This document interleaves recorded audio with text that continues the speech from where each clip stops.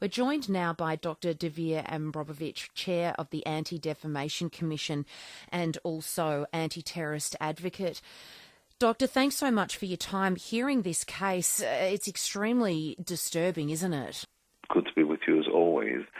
I'm not surprised. We often talk about international terrorism, but I think we are now at a stage where we have to start addressing the growing risk of domestic terrorism and the appalling rise of hate crimes.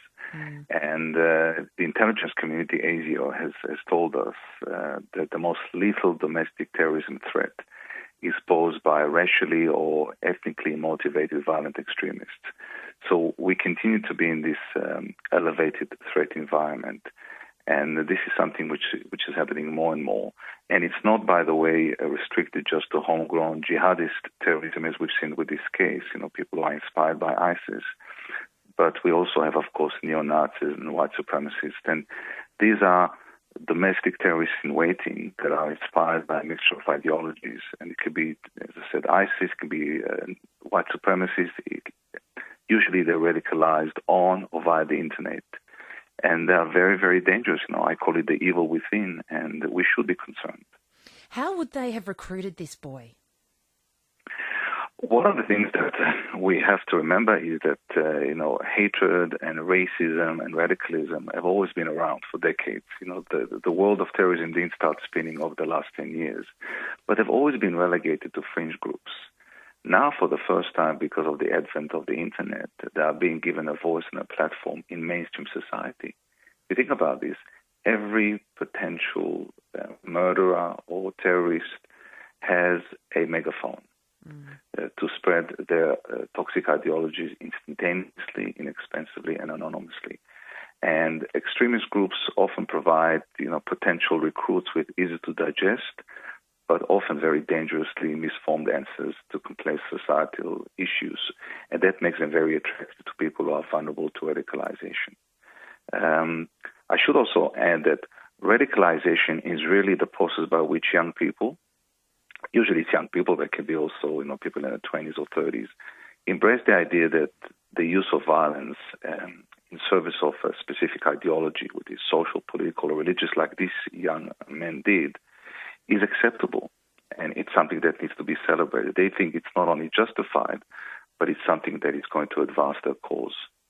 So the internet is usually the main medium by which young people are radicalized. Brenton Tarrant, who committed, of course, the Christchurch massacre, played the online games, but also was radicalized through the internet.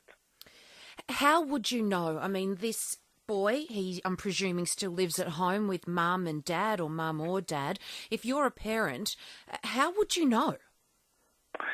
Anyone can be radicalized, and it's usually easily influenced and impressionable young children that are particularly vulnerable. But, the signs of radicalization aren't always obvious.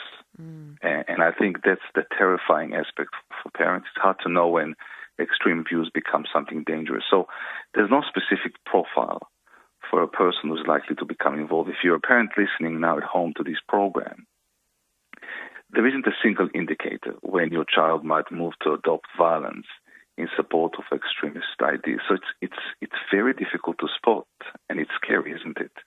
But there are signs, there are alarm bells that could indicate that a child is being radicalized. I can go through some of them if you wish. One of them is that there's a change in behavior or circle of friends. They isolate themselves. They're talking as if from a scripted speech. There's suddenly a disrespectful attitude towards others or levels of anger, but also increased secretiveness, especially around internet use or the accessing of extremist material online. Or writing or creating artwork that is promoting violent extremist messages. The problem, of course, is that when our kids are using their mobile phones or are using a laptop, there's usually not an adult overlooking their shoulder to see what they're accessing. Yeah. That's the danger. It is. It's a dangerous world out there. It's the unknown of what's out there too. Doctor, thank you so much for joining us.